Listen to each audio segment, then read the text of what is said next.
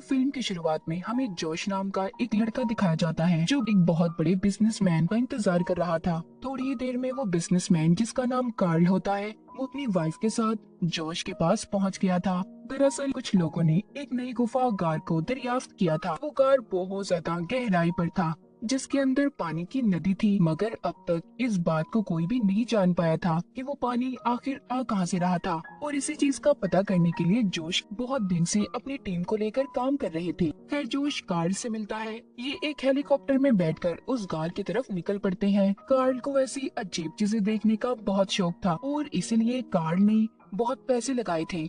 ये उस गार तक पहुंच जाते हैं तो कार्ल की वाइफ भी ये सब देखकर काफी हैरान होती है। अब ये जब उस जगह पर पहुंचकर हेलीकॉप्टर को लैंड करते हैं तो कुछ वर्कर्स अपना सामान लेकर वहां से जा रहे थे। कार्ल जब उनसे जाने की वजह पूछता है तो वो बताते हैं कि हमें पता चला है कुछ देर में यहाँ पर खतरनाक तूफान आने वाला है, तो आपको भी यहाँ से चले जाना चाहिए। और जो गार के अंदर जॉश के डैड की टीम काम कर रही थी, ये लोग उन्हें भी निकालना चाहते थे, मगर कार्ल इतनी दूर से आया था। वो कहता है अब कुछ भी हो जाए हम तो इस गार के अंदर नीचे जरूर जाएंगे। हम गार के अंदर देखते हैं जो 2 किलोमीटर नीचे गहराई पर था, उसके अंदर जोश के डैड की टीम अभी भी अपना पूरा सेटअप लगाकर काम कर रही थी। एक फीमेल वर्कर जो तैरने में बहुत अच्छी थी, वो इस बात को जानने की कोशिश कर रही थी कि आखिर इस गार के अंदर पानी आ कहां से रहा है और ये इतनी बड़ी है कि खत्म किधर होती है। इसलिए आज वो एक नई रास्ते पर जाने वाली थी। तभी जोश के डैड की टीम का एक आदमी ये नोटिस करता है कि वो फीमेल वर्कर धूप ना मिलने की वजह से बहुत कमजोर हो गई है, क्योंकि कई दिन से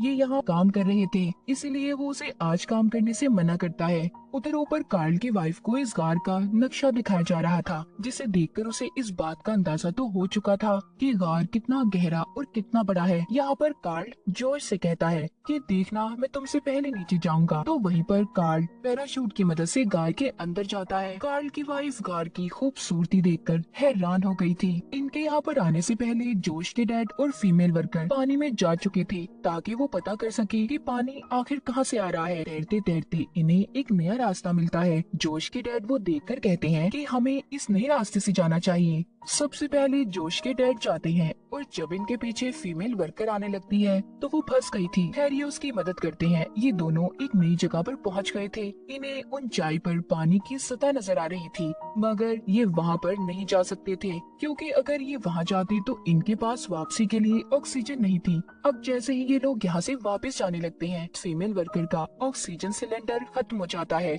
उसकी जान खतरे में थी। ये सब इनकी टीम मॉनिटर पर देख रही होती है। ऑक्सीजन सिलेंडर इतनी दूर थे कि अगर ये वापस उन्हें लेने जाती तो रास्ते में ही मर जाते। इसीलिए यहाँ पर जोश के डैड एक फैसला लेते हैं। वो अपना ऑक्सीजन मास्क उतारकर अपने वर्कर को लगा देते हैं। फिर कुछ देर के बाद उन्होंने खुद लगा लिया था। अब ऐसा करते हुए इन्हें सांस तो आ रहा था, मगर ये तैर नहीं सकते थे और इस तरह दोनों ही मर जाते। तो इसीलिए जोश के डैड दिल पर पत्थर रखकर ये फैसला लेते हैं कि वो अपना ऑक्सीजन मास्क अपने वर्कर से वापस ले लेंगे। वो अपने वर्कर को दूर धकेल देते हैं, जिससे उसकी वहीं पर मौत हो गई थी। सब लोग ये देखकर बहुत उदास थे, मगर ये करते भी तो क्या, इनके पास कोई और रास्ता भी नहीं था। ये सब देखकर जोश को गुस्सा आ रहा था क्योंकि उसे कसूरवार अपने ही डैड नजर आते हैं, लेकिन बाकी की टीम अपने हेड यानी कि जोश के डैड को कसूरवार नहीं समझ रही थी। जब जोश के डैड उस फीमेल वर्कर की लाश को पानी से लेकर आते हैं तो उन्होंने जोश की सारी बातों को सुन लिया था।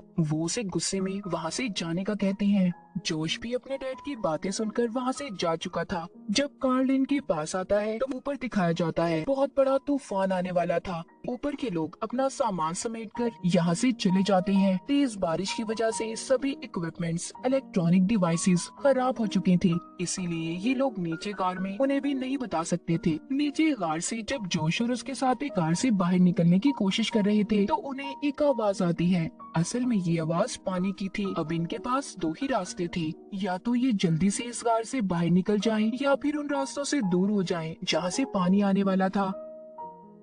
कार में बहुत तेज पानी आने लगता है। जब ये ऊपर की तरफ जाने लगते हैं तो इनकी रस्सी खींचने वाला कोई भी नहीं था, क्योंकि ऊपर से तो सब जा चुके थे। इनमें से दो लोग ऊपर चढ़ने की कोशिश करते हैं तो पानी का बहाव इतना तेज हो जाता है जिस वजह से वो नीचे गिर गए थे। जोश के साथ जो आदमी था वो दोनों ऊपर की तरफ पहुंच जाते हैं। अगर ये चाहते तो ये अब यहाँ से जा सकते थे, मगर जोश कहता है नहीं, मैं ऐसे अकेले नहीं जाऊंगा। मैं अपने डैड और नीचे लोगों को मुसीबत में छोड़कर नहीं जा सकता, इसीलिए ये उन्हें तूफान के बारे में बताने नीचे की तरफ चला जाता है। जब ये जा रहा था तो गार में पानी भरना शुरू हो जाता है। पानी लगातार गार में आ रहा था। उधर जोश के डैड की टीम कार्ल और उसकी वाइफ थी। जोश के डैड इन्हें नए रास्ते पर चलने का कहते हैं। यहाँ पर गार में, जहाँ पर कुछ देर पहले कुछ भी नहीं था, अब वो गार समंदर की तरह भर चुका था। कार्ल और उसकी वाइफ भी यहाँ पर आकर पछता रहे थे कि आखिर उन्होंने यहाँ पर आने की गलती क्यों की। इनके पास भी जोश के डैड की बात सुनने के अलावा कोई और रास्ता नहीं था। सबसे पहले जोश के साथ जो आदमी था वो जाता है और उसके पीछे जोश था, मगर पानी के भाव की वजह से वो नीचे गिर जाता है। उसका सर एक पत्थर से टकरा गया था। जोश जब उसे बचाने की कोशिश करता है तो वो पानी में ही कहीं पर गायब हो गया था। जोश के डैड सबको यहाँ पर बताते हैं कि मैंने और मेरी वर्कर ने एक रास्ते को ढूंढा था, हमें उसी रास्ते से निकलना होगा। ये पांचों अपने स्वयं तैरने वाले सूट पहन लेते हैं। इनमें से कार्ल की वाइफ को तैरना नहीं आता था, इसीलिए जोश के डैड उससे कहते हैं कि तुम्हारे साथ इस सफर में जोश रहेगा जो तुम्हें सहारा देगा। अब एक एक करके ये सभी उस तंग रास्ते से निकल जाते हैं, मगर घबराहट की वजह से कार्ल की वाइफ उस रास्ते में ही फंस गई थी। जोश उसे हौसला देता है कि नहीं, तुम कर सकती हो। खैर ये उस रास्ते से बाहर निकल गए थे, मगर कार्ल की वाइफ की हालत बहुत खराब हो जाती है। कार्ल अपनी वाइफ को सहारा देकर बिठाता है। यहाँ पर कार्ल कहता है कि हमें ऐसी कोशिश नहीं करनी चाहिए, हमें रेस्क्यू टीम का इंतजार करना होगा, वो हमें आकर बचा लेंगे। मगर अब ऐसा नहीं हो सकता था। इस रास्ते के बारे में कोई भी नहीं जानता था। जोश के डैड कहते हैं अगर हमें अपनी जान बचानी है तो हमें आगे बढ़ना ही होगा। न चाहते हुए भी कार्ल और उसकी वाइफ को जोश के डैड की बात को मानना पड़ता है। ये लोग आहिस्ता आहिस्ता आगे बढ़ रहे थे, मगर इनमें अब एक वर्कर की हालत खराब हो जाती है। ये सभी एक ऐसे रास्ते पर पहुंच गए थे जहां पर से पानी बहुत तेजी से गुजर रहा था। पानी का बहाव इतना तेज था कि अगर कोई इंसान उसमें गिर जाता तो फौरन उसकी मौत हो जाती। मगर अब भी ये फैसला करते हैं कि ये रस्सियों के सहारे उस रास्ते को पार कर लेंगे। जिस वर्कर की हालत खराब हो रही थी वो खुद ही एक जगह पर रुक जाता है। वो जोश और उसके डैड से अलग हो गया था ताकि वो जल्दी से ये जगह पार कर सके, क्योंकि वो जान गया था कि वो अब जल्दी ही मर जाएगा। जबकि जोश के डैड और जोश उसे ढूंढ रहे थे, मगर वो उन्हें कहीं पर भी नहीं मिलता। अब बचे थे तो सिर्फ 4 लोग। जब ये थोड़ा सा आगे आते हैं तो कार्ल एक जगह पर रुककर तस्वीरें बनाने लगता है। ये देखकर जोश के डैड को गुस्सा आ गया था। वो कार्ल से कैमरा लेकर कहते हैं कि हम यहाँ पर किसी सैर पर नहीं आए हैं, मेरे बहुत से लोग मर गए सिर्फ तुम्हारी वजह से। अब तुम्हें वही करना होगा जो मैं कहूँगा। हालांकि कार्ल बहुत अमीर था, मगर वो भी यहाँ पर आकर बेबस हो चुका था। फिर ये अब आगे की तरफ बढ़ते हैं जहाँ पर इन्हें एक चट्टान से गुजरना था। जोश क्लाइंबिंग पहाड़ के उतार चढ़ाव में बहुत माहिर था, इसीलिए उसने उस चट्टान को जल्दी ही पार कर लिया था। फिर बारी थी उसकी डैड की, जो कार्ल की वाइफ को लेकर अपने साथ आ रहे थे। तभी कार्ल की वाइफ का पाँव फिसल जाता है, जिस वजह से तार उसके बालों में फंस गई थी और उसे बहुत ज्यादा दर्द हो रहा था। वो अपने बालों की परवाह ना करते हुए बालों को चाकू से काट देती है, जिस वजह से वो नीचे गिर गई थी और फौरन ही उसकी मौत हो जाती है। कार्ल अपनी वाइफ की मौत पर बहुत रो रहा था, मगर अब कुछ भी नहीं हो सकता था।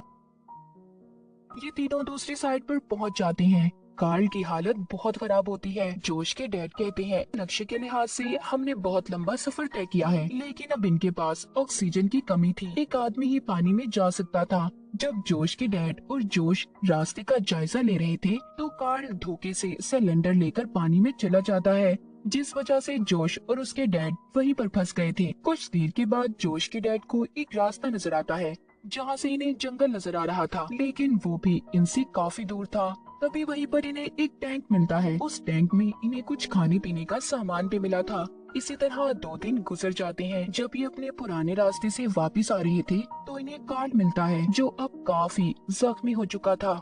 वो भूखा होता है और पागलों की तरह बातें कर रहा था। कार्ल जोश और उसके डैड को देखकर खुश होता है। वो समझ रहा था कि वो दोनों उसे बचाने आए हैं, मगर ऐसा नहीं था। जोश के डैड अब उसकी मदद नहीं करते क्योंकि ये इन्हें धोखा देकर गया था। कार्ल जब रो रहा था और खाने को कुछ मांगता है तो जोश को उस पर तरस आता है, इसीलिए वो उसे खाना देता है। जोश जब पानी में रास्ते को तलाश करने जाता है तो पीछे से कार्ल ने जोश के डैड पर अपने पागलपन में हमला कर दिया था, जिस वजह से वो तेज धार पत्थर पर गिर जाते हैं। उनके फेफड़ों पर चोट लगने की वजह से वो अब बिल्कुल भी चल नहीं सकते थे। जब जोश वापस आता है और ये सब देखता है तो उसे कार्ल पर अब गुस्सा आ रहा था, मगर कार्ल खुद ही पानी में डूबकर बिना ऑक्सीजन के मर जाता है। जोश जब अपने डैड के पास जाता है तो उसके डैड कहते हैं, बेटी मैं बहुत तकलीफ में हूँ, मुझे खत्म कर दो, मार दो मुझे, मैं ये सब और बर्दाश्त नहीं कर सकता। ना चाहते हुए भी जोश को अपने डैड को वहीं पर छोड़ना पड़ता है। वो एक छोटे से ऑक्सीजन सिलेंडर को लेकर पानी में कूद गया था। वहीं पर उसे कार्ल की लाश भी नजर आती है। थोड़ी दूर आने पर भी उसे कुछ दिखाई नहीं देता, उसकी ऑक्सीजन भी खत्म होने वाली थी। तभी उसे रोशनी दिखाई देती है। जब ये तैरकर थोड़ा सा आगे बढ़ता है तो इस समंदर के रास्ते बाहर आ गया था। वो खुले समंदर में जाकर सांस लेता है। मछुआरे जो समंदर के किनारे बैठे थे वो उसकी मदद करती हैं। जोश उस खतरनाक गार से बाहर आ गया था, मगर उसने इस सफर में अपने बहुत से प्यारों को खो दिया। के साथ इस फिल्म की कहानी भी यहीं पर खत्म हो जाती है।